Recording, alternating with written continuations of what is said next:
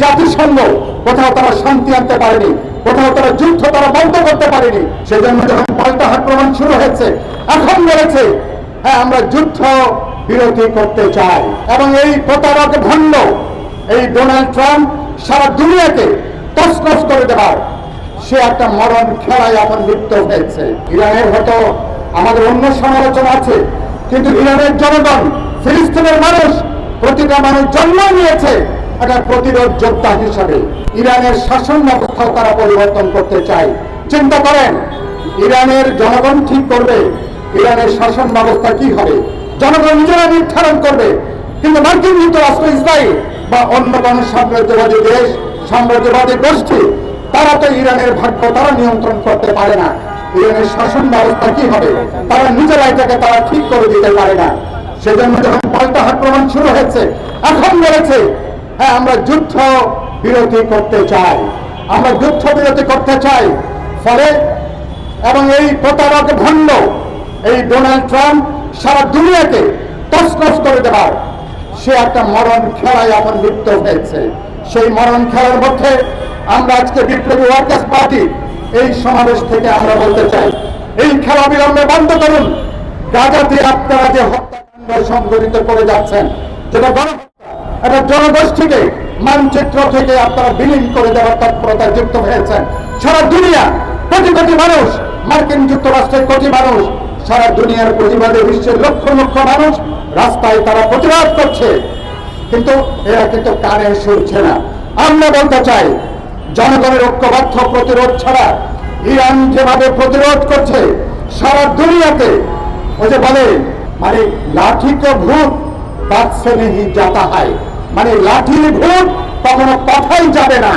সুতরাং যেই রোগের যেই দাওয়াই, যে অসুখের যে দাওয়াই, সুতরাং আজকে তারা যেভাবে তারা হামলা আক্রমণ করছে জনগণের, আজকে আরব বিশ্বের জনগণ, গাজার মানুষ, ইরানের মানুষ, সারা দুনিয়ার শান্তিকামী মানুষ আজকে একটা সত্তা দাঁড়িয়েছে, লক্ষ্যটা স্বাধীনতা, সার্বভৌমত্ব, নিজেদের অধিকার মর্যাদা প্রতিষ্ঠা করা।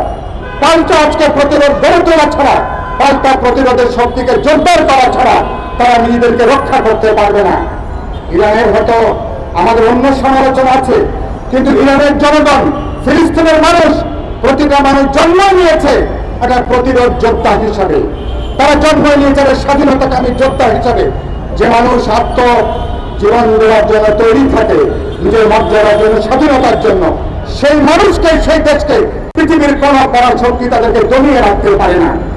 ফিলিস্তিন তার প্রমাণ, ইরান তার প্রমাণ। আমরা বাংলাদেশের মুক্তিযুদ্ধের সময় আমরা তার প্রমাণ দিয়েছি। গত বছরের আমাদের গণজাগরণ, গণঅভ্যুত্থানের মধ্য দিয়ে আমরা সেটা প্রমাণ করেছি। কোন জনগণ যখন বুক চিতিয়ে দেয় বন্দুকের সামনে, গুলির সামনে, কোন স্বৈরশাসক নিজেকে শেষ রক্ষা করতে পারে না। আমি যেটা বলে কথাটা শেষ করতে চাইব, মার্কিন দুনিয়ার চেষ্টা করছে দুনিয়াটাকে মগের মূল্য তৈরি করবার জন্য।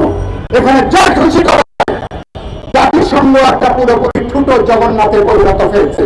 জাতিসংঘে মার্কিন যুক্তরাষ্ট্র সহ সেখানে একটা নিরাপত্তা পরিষদ আছে, কারো কারো ভেটো পাওয়ার আছে। আমি যে সমাবেশ থেকে বলতে চাই, মার্কিন যুক্তরাষ্ট্র সহ সেখানে কারো ভেটো পাওয়ার থাকার কোন সুযোগ নাই। এই মার্কিন যুক্তরাষ্ট্র পুরোপুরি পৃথিবীর কোথাও তারা যুদ্ধ বন্ধ করতে পারেনি। এই জাতিসংঘ কোথাও তারা শান্তি আনতে পারেনি, কোথাও তারা যুদ্ধ তারা বন্ধ করতে পারেনি। কারণ যখনই কোনো প্রস্তাব নেওয়া হয়, নিরাপত্তা পরিষদের মার্কিনেরা ভেটো দিয়ে, পশ্চিমের দুনিয়ার ভেটো দিয়ে তাই এটাকে তারা আটকে দেয়। সেজন্য বলেছি এদের ভেটো পাওয়ার কাজকে তুলে দেওয়া দরকার। সবাই সাধারণ পরিষদের মেম্বার হবে। গোটা জাতিসংঘের একটা গণতান্ত্রিক পুনর্গঠন দরকার। জাতিসংঘকে পুনর্গঠন করা ছাড়া, জাতিসংঘকে পুনর্বিন্যাস করা ছাড়া, যে জাতিসংঘ কোন ডাবল স্ট্যান্ডার্ড নীতি নেবে না, যে জাতিসংঘ এক এক দেশের জন্য একটা কৌশল তারা নেবে না, সারা দুনিয়ার মানুষের জন্য গণতান্ত্রিক আকাঙ্ক্ষার, স্বাধীনতার, সার্বভৌমত্বের ব্যাপারে যারা একই রকম নীতি কৌশল অবলম্বন করবে, সেভাবে জাতিসংঘকে আমরা পুনর্গঠন করতে চাই। আপনারা রাজি আছেন ব্যাপারে? সবাই তো আপনাদের ব্যাপারে। আর নিরাপত্তা পরিষদে মার্কিন যুক্তরাষ্ট্র সহ যাদের ভেটো ক্ষমতা আছে, ওনারা না করলে কোন সিদ্ধান্ত গৃহীত হয় না। এই ভেটো ক্ষমতা কি থাকা উচিত? এই ভেটো ক্ষমতা তুলে দেওয়া দরকার। এবং যারা জাতিসংঘের সদস্য হবেন, প্রত্যেকের এক একটা ভোট, সেভাবে আজকে জাতিসংঘকে পুনর্গঠন করা ছাড়া দুনিয়াব্যাপী শান্তি প্রতিষ্ঠা করা যাবে না।